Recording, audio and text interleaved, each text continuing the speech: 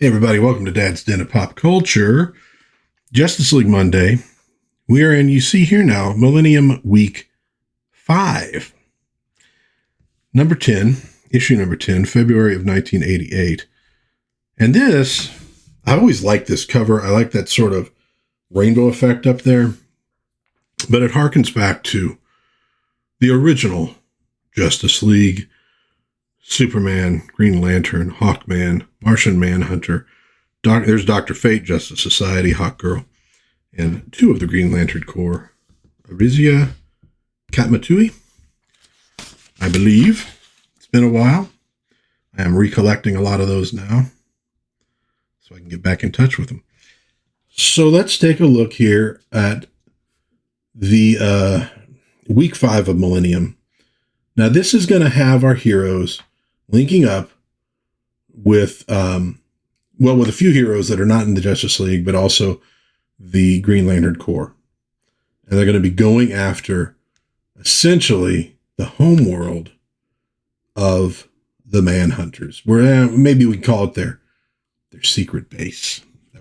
So it says the planet Orinda in the Procyon star system. Okay, so that actually puts it in a real place.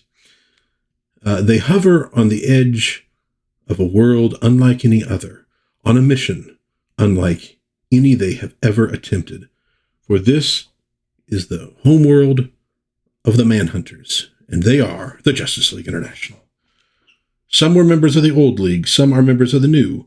All are heroes of the first rank, and if the truth be known, all harbor a measure of uncertainty over what's to come. But men and women like these aren't ashamed of it. No, they face it, accept it, and get on with the job at hand. And so we got Firestorm there. We're planning our strategy, kid. Aren't you coming? Firestorm. Something's eating at him, but I'll be damned if I know what. Oh, well, I'm not here to babysit. So the story is called Soul of the Machine. I'm not sure what's eating him either because I wasn't reading Firestorm at the time. Frankly, even if I had been, I might not remember because it's a long time ago. Holy Moses. Keith Giffen with plot and breakdowns, J.M. DeMatteis script, Kevin Maguire pencils, Al Gordon inks, Bob Lappin letters, Gene D'Angelo colors, Andy Helfer editor. All right. So he's trying to find out what's going on with the kid, who's ignoring him, and all of a sudden, he takes off. I can get him back before Superman, you're needed here. I'll handle this. Besides, Firestorm seems to have become my personal problem lately. You can almost say I've grown fond of the kid. Almost. Be careful, Captain. Yes, Mother. So much for the settlement, or so much for the element of surprise. This is par for the course for the League.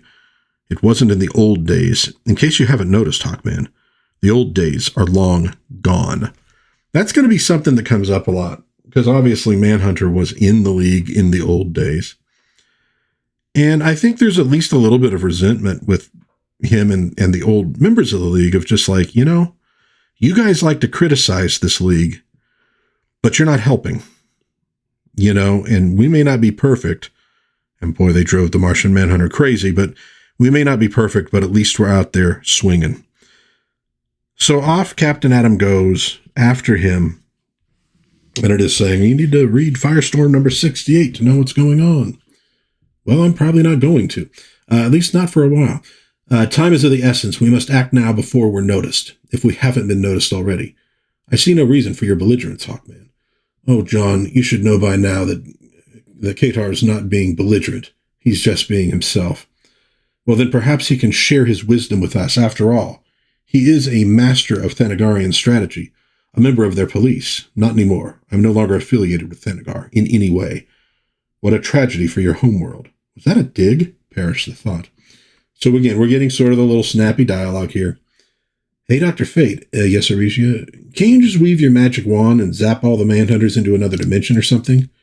I'm afraid it's not that simple. The energy I'm expending to bypass this planet's cloaking device and make it visible to us is severely limiting my capabilities. But I'd heard that you were practically all-powerful, that you could. I'm afraid that you heard wrong. Because that was another Dr. Fate, and we have far to go before we can attain his level. Okay, people, let's move out. We've got us a war to win. And that would have been stuff from the Dr. Fate series. Now, part of the point of Millennium and other such crossovers is to get people looking into books they're not currently reading to sort of interest them. And we get a lot of crossover in this one. It's just kind of the same thing. The hope is you're going to go, wait, what? That's a different Dr. Fate? Oh, I'm not reading those comics. Well, maybe I'll go check one out and see what's going on. And then they hook you. So they travel down to the planet and land. And what's the first thing you might notice?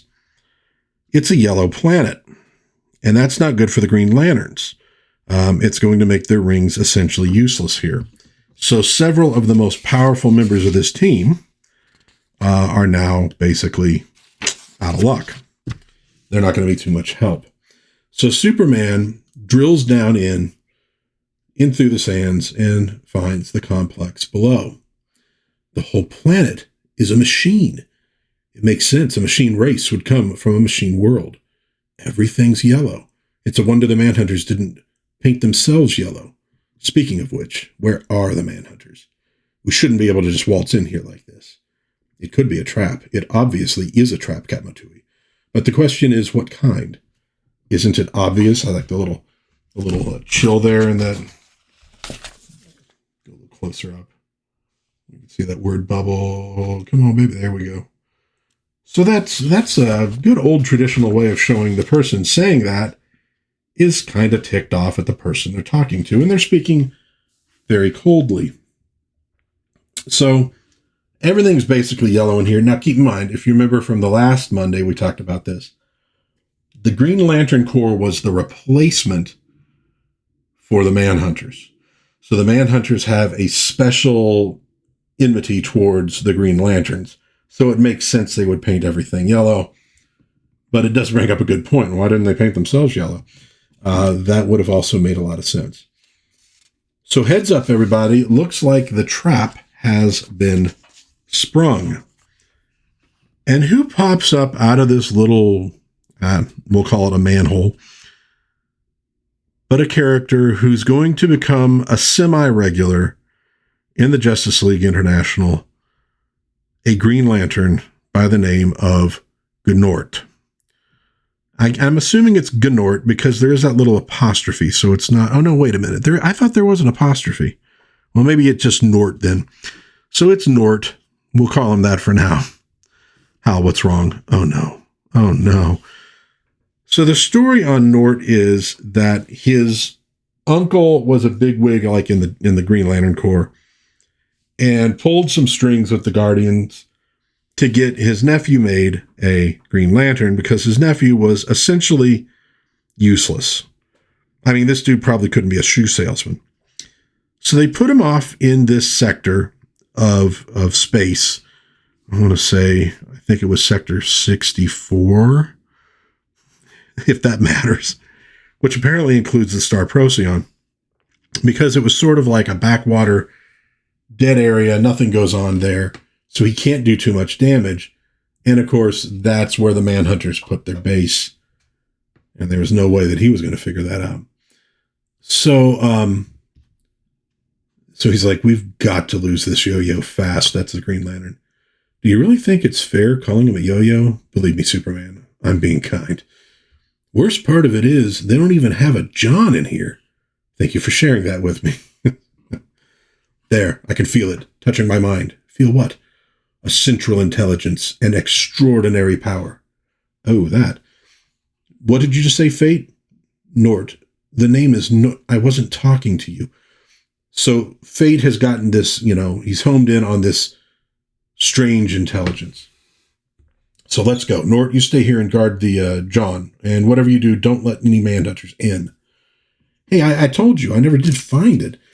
Then start looking, Nort. The reputation of the entire Corps depends on it. So they're trying to get Nort out of the way. And they go off to find the Manhunters. They're coming? They're coming. Straight for us? Straight for us. Excellent. We look forward to the slaughter. So if you can see, let me get a little bit closer in on that. Oops. A little closer in, we can see that giant hall is filled with Manhunters. So, to put it mildly, they have the advantage. For a price, they'll solve anything if they like you. Cinder and Ash, damage control experts. Huh. I think I saw some of those in the 50-cent bin where I usually go, my local comic shop. Jose Luis Garcia. Holy moly. If I did, I'm going to grab some. Holy mackerel. I didn't realize he was doing the art in those things. That looks pretty rad. These are a lot of these kind of books that I passed up back in the day because I was so hooked on superheroes. I keep in mind, I was like 13. And, now I'm looking back at it going, oh, that looks pretty rad. Maybe I need to go back and get some of these things that have gone by. So, boom, Superman busts in through the door. Your slaughtering days are over, robots. Impossible. Our sensors still show them in Corridor 75. That's miles from here. And so basically they fooled them. And so we're going to get some big time fight scenes between the heroes and the villains. I've come in close on some of that. So we got a nice one. Martian Manhunter. We see the Green Lanterns, who they can't affect the yellow stuff, but they can affect the Manhunters. We have Hawkman and Hawkgirl flying overhead. And we then see those two whooping some butt. Looks like, does he have like a shotguns or something? I'm not sure what they're using to shoot with, but they're shooting something. There's Superman taking out this, kind of a bridge or something. Dr. Fate, very nice. So the Manhunters individually are not really a match for these guys.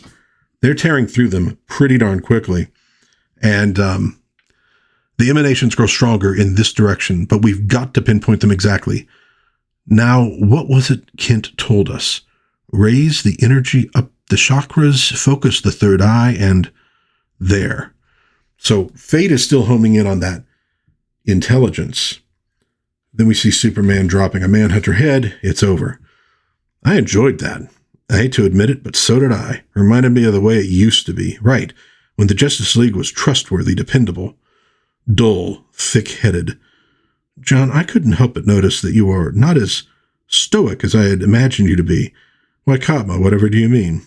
Oh, Hal has told us many stories of you. Hey, did anyone see where Dr. Fate went? He went that-a-way.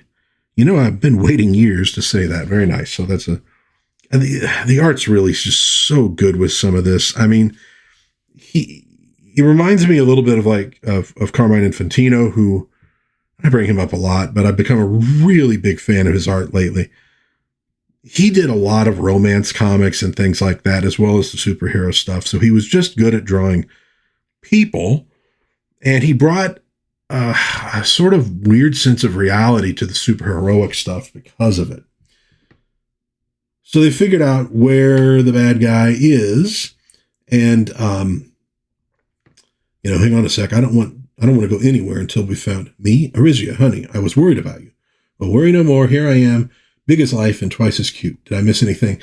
That's a whole thing between Arisia and Hal that you'd have to read Green Lantern Corps for. I won't get into it here.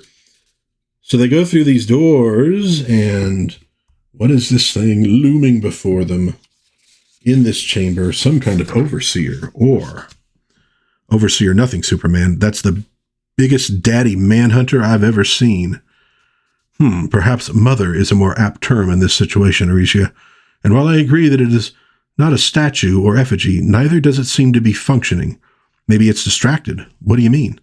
She means that mother just might be giving birth as we speak. And so, if you look back, to all these are all manhunters, androids being birthed, so to speak, or basically created, maybe programmed, what have you. And so they're like, what are we going to do about it? And Dr. Fate says, well, Superman, your heat vision can handle this. You mean just incinerate them? They're the same as those robots we left back there, Superman. They may mimic life, but they're not alive. Quickly now, while there's still time. So, Superman incinerates them, as he said, and we see like robot arms being raised and stuff like that. And obviously that's a little bothersome to Superman. They're a little bit too close at that point to, in his mind, probably children. There's going to be some fallout, though, for Superman with the Manhunters. I've read a few of those issues of like Adventures of Superman action comics. We won't get into it here, but there'll probably come a time where he's not really that sorry about what he did. And so the eyes come alive, and it says, "I am the High Master of the Manhunters, and I am greatly displeased.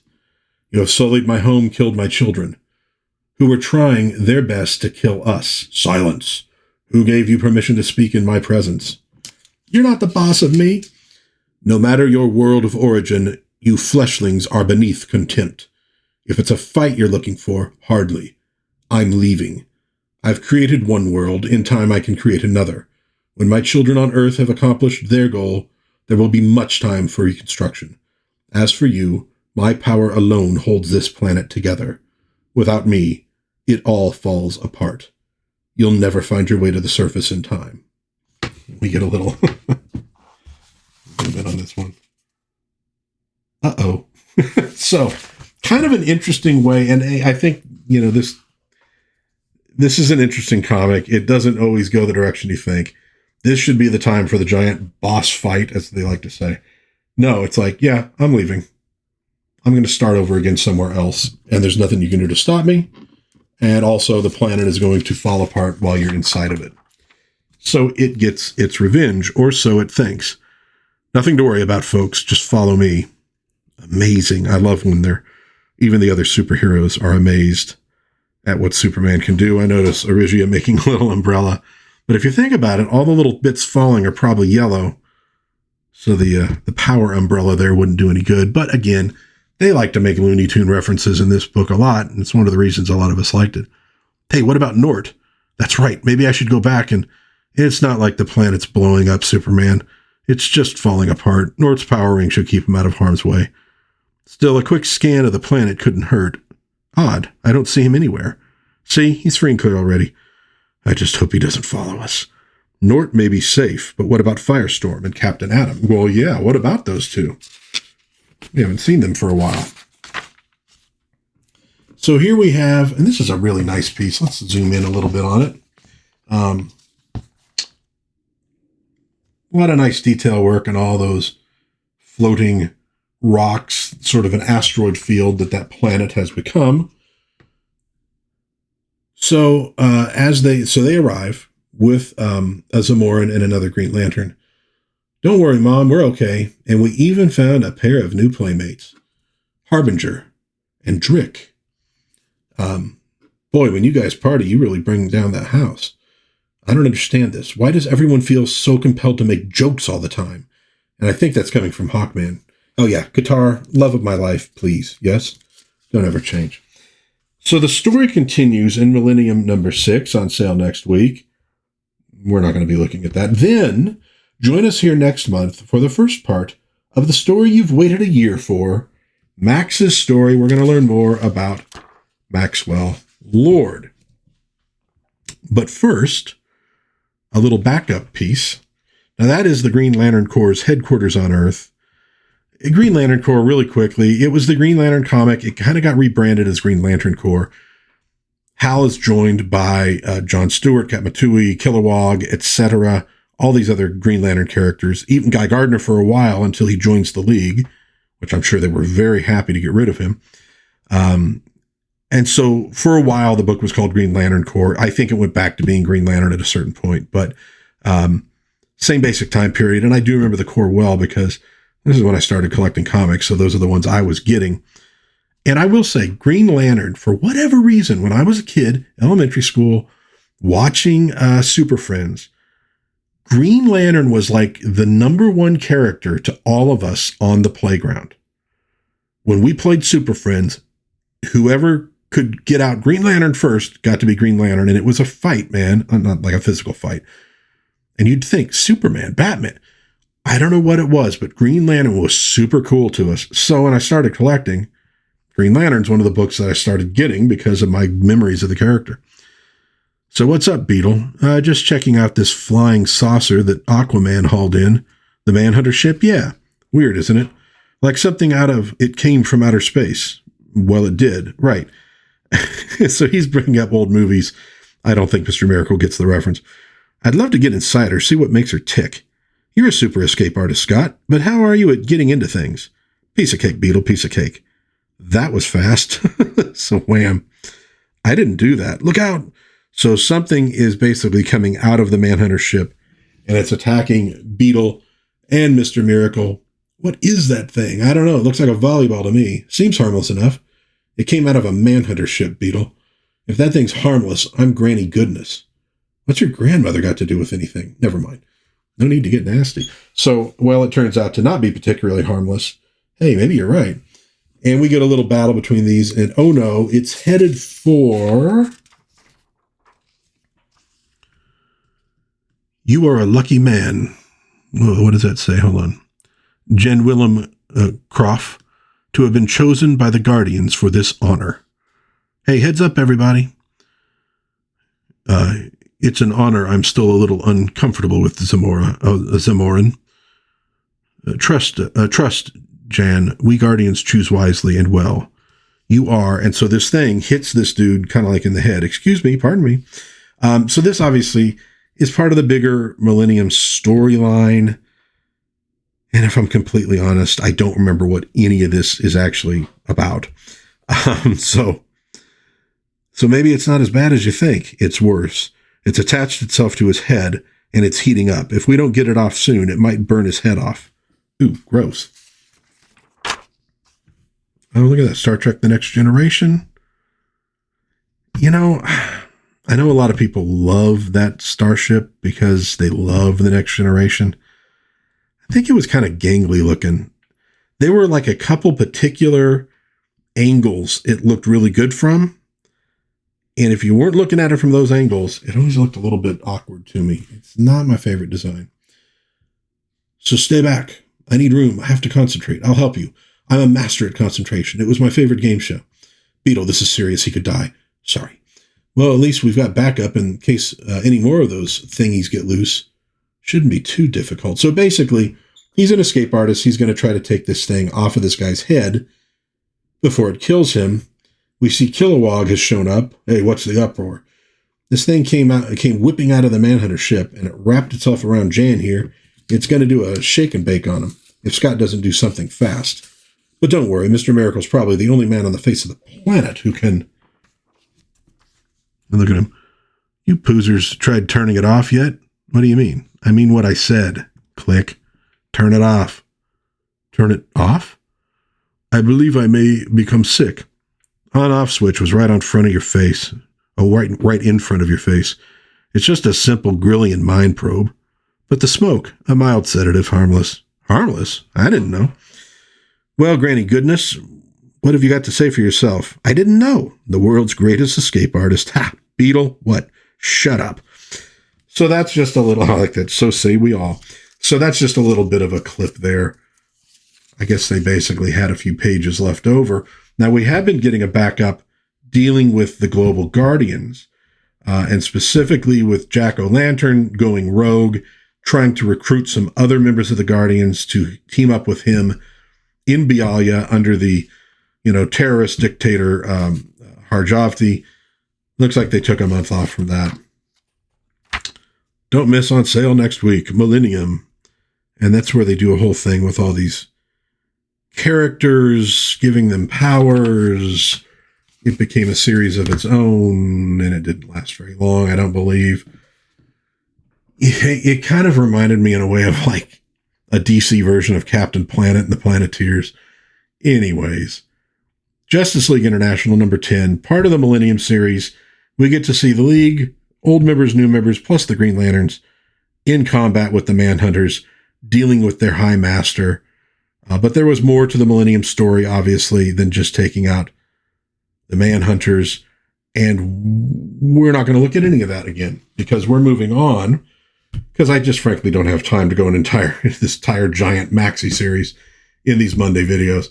We'll be moving on, and we're going to be learning in the next few issues a little bit more about Maxwell Lord, what's going on with him, who he is, what makes him tick, his turn-ons, his turn-offs, that kind of thing. So join me next Monday for that. Let me know what you think about this comic or the series in general in the comments. I'd love to hear from you. If you enjoyed this review, this little retrospective, please give it a like. Maybe think about subscribing, sharing with a friend. I'm going to do a Justice League every Monday for the rest of this year. So we got quite a few, well, about 42 episodes, 42 issues left to go. In the meantime, God bless everybody. Please be kind to one another. Have a little bit of fun out there. And I will hopefully see you again soon in Dad's Den of Pop Culture. Bye-bye.